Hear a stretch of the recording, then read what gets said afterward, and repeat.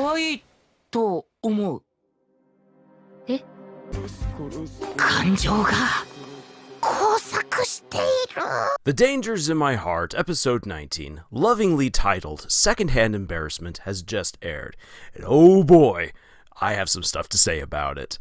Hi there everyone, Lars here from Camille's Harem. Not just a podcast by novice writers for novice writers, but also a YouTube channel by novice writers for novice writers, because writing is an adventure, it's more fun with friends, and let's dive into this White Day special. As a quick cultural catch-up, for those of you who do not know, March 14th is set aside as a very special day for the men who received chocolates on Valentine's Day to reciprocate that to the women. Now, usually, it should be at least 3 times the amount of chocolate as they received, which has actually led to a whole lot of controversy of like, why do I have to spend so much money to pay out all this chocolate to women who just gave me obligatory chocolates?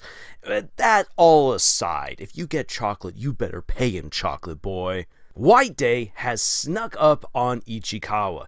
We had already seen where he's like, I need to make sure that I pay back Yamada, that I convey my feelings to her, and suddenly White Day is upon him, and it's time to quickly prepare. He hasn't been doing his homework, he hasn't been preparing for this. I blame the speech and all of his fears surrounding that. But before we get to all of the fun on White Day, after the graduation ceremony, as everyone's getting ready for the semester to end and the next break, Yamada is invited to join with all of the basketball clubs to go and sing karaoke, which is fun and good, and I don't understand why people get so hung up on karaoke. I mean, I am not that great of a singer, and I definitely get embarrassed, but it's fun because everyone sucks.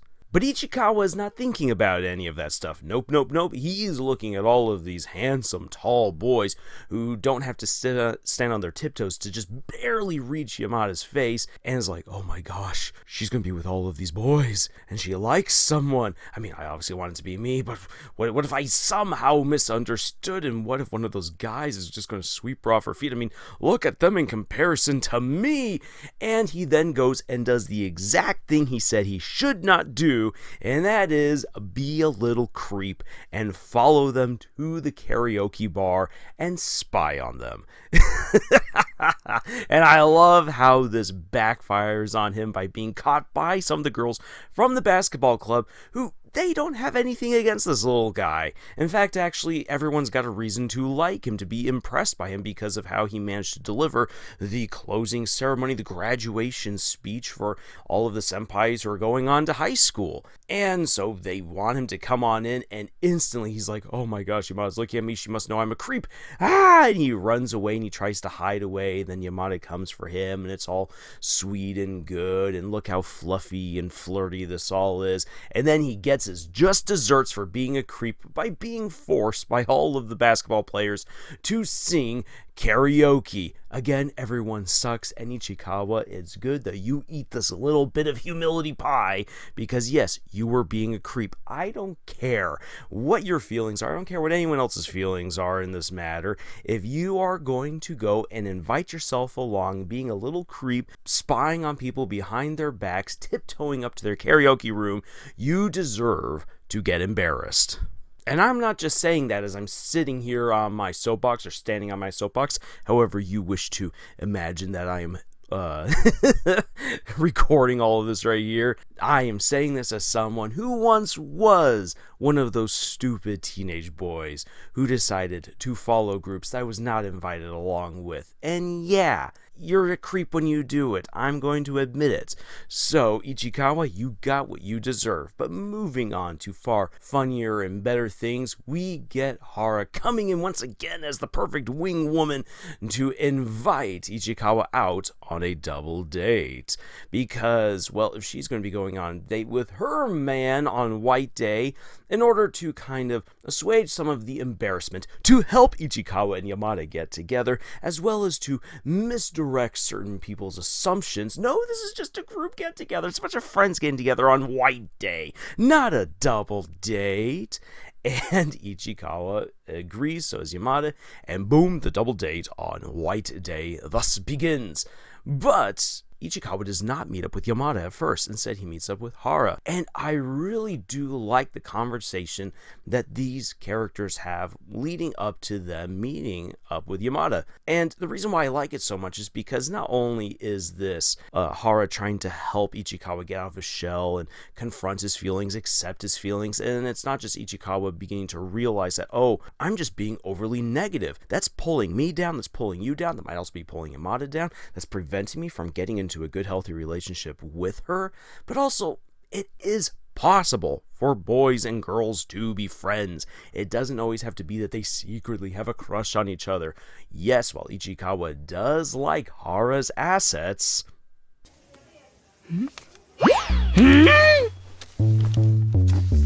これはもしかしておっぱいなのでは。 That doesn't mean that he sees her that way. And I think also from what we see from Hara, Hara understands Ichikawa.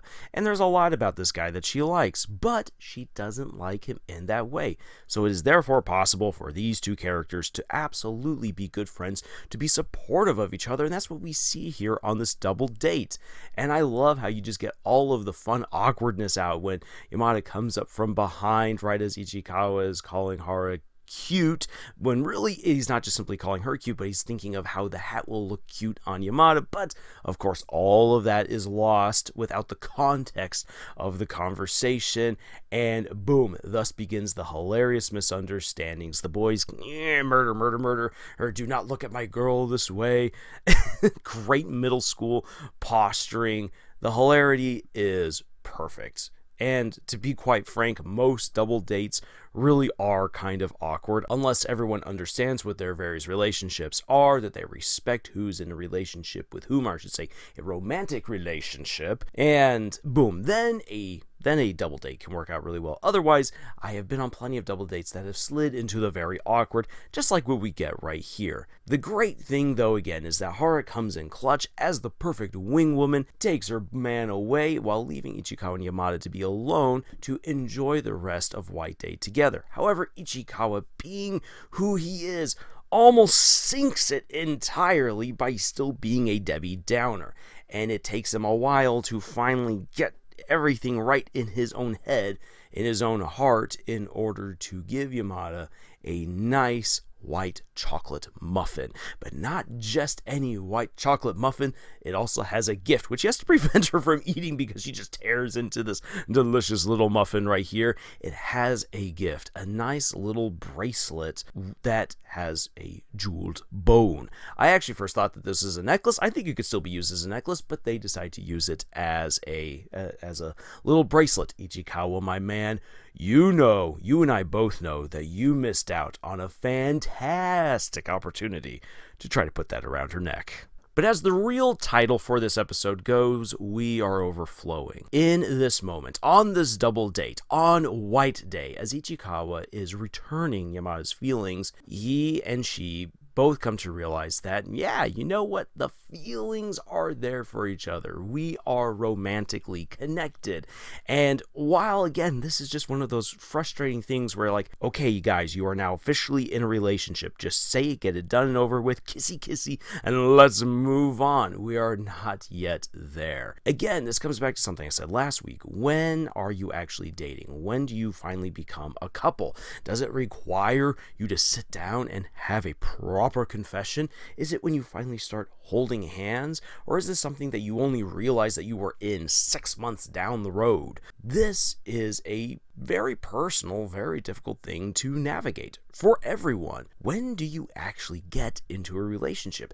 Your feelings can be out there in the open. Both people can like each other, and I have seen this multiple times in my own life with many of my friends where they're like, I like this girl or I like this boy and I want to get together, and they even say it out loud, and you see them going on dates and they ask, so how is it going? They're like, well, I don't know yet if we're actually in a committed relationship. And you're like, wait, what? But you've confessed you're going on dates. How are you guys not yet in a committed relationship? And that's the way that it kind of is right here when we take a step back from Ichikawa and from Yamada. They know that they like each other. They are basically in a relationship. The soft confessions have all happened. They've been exchanging chocolates. For crying out loud, the chocolates, the lewd hand holding, all bursting the personal bubble and all that stuff. How are you guys not yet in a relationship? It comes down to people ultimately. And as Ichikawa himself admits in this episode, he's the one who's holding himself back. He is the one who is preventing any of this from really going forward. And I think that also, if you take a step back and look at it from Yamada's point of view, that she might feel the exact same way. And that is why we are still building up to the main climax of this season, which is going to be, again, I've said this before, an absolutely beautiful moment that comes right on out of the manga that just sweeps you off your feet and captures your heart and all your feels, because it is incredible, because it is going to be the moment where Ichikawa can finally start letting go of all those things that hold him back. And what's going to be really brilliant, as a little bit of a spoiler for the anime onlys right here, I apologize, but I'm going to give it anyway, we're going to return to that aspect of the armor, the guise that Ichikawa puts up. We're going to see that come back one last time, but in a very different way. And it's also going to be absolutely incredible how that plays a role. And symbolically, Ichikawa finally sets all of that stuff aside and decides to be in a committed relationship with Yamada. The biggest thing I think really to take away from this episode, from a fan's perspective, from a psychological perspective, and also from a writing perspective, is this: that just because characters like each other, just because people like each other, does not instantly mean that they are in a romantic relationship. It requires commitment.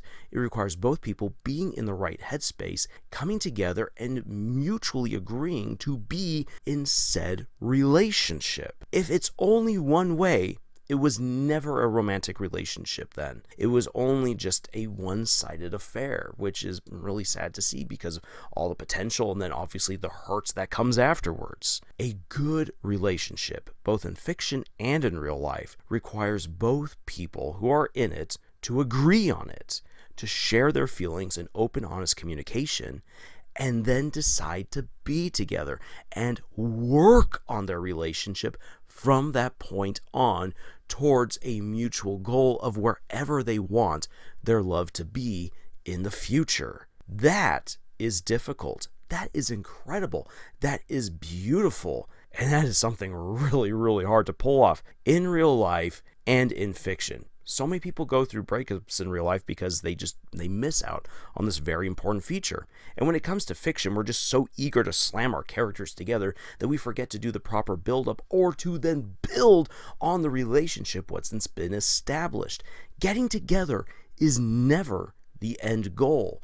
When it is, the story just always feels a little bit more flat, as though it hasn't reached the fullest potential that it could.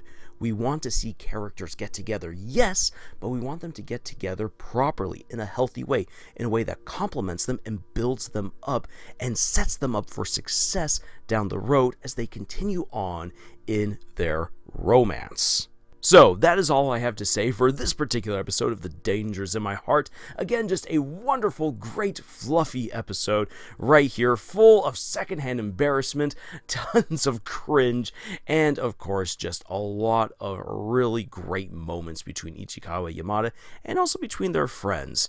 This series just always nails it perfectly. It is fantastic.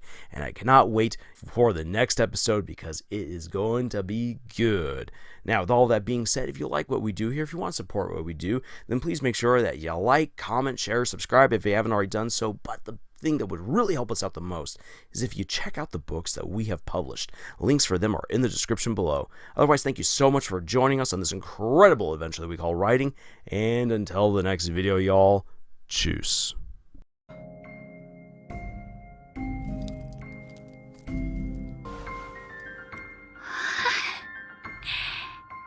どう？死ぬほど可愛い。好きだ。